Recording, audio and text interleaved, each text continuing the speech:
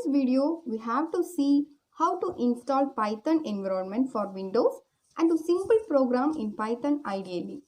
First, you have to open python.org website. Then click on download Python 3.10.2. Now you can see downloading is started, and after completion of download, you can just open this setup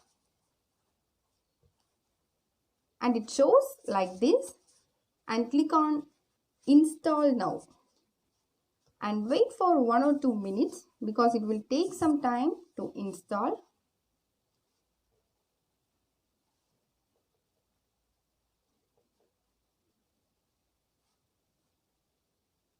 Here you can see it is installed successfully.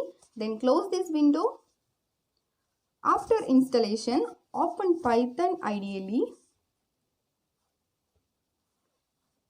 and it shows like this window, and here we can see our installed version of Python, that is Python 3.10.2, and here also we can do the Python program.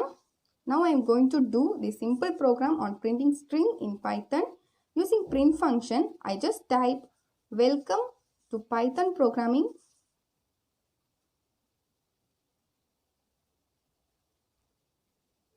Seminar by informaticians.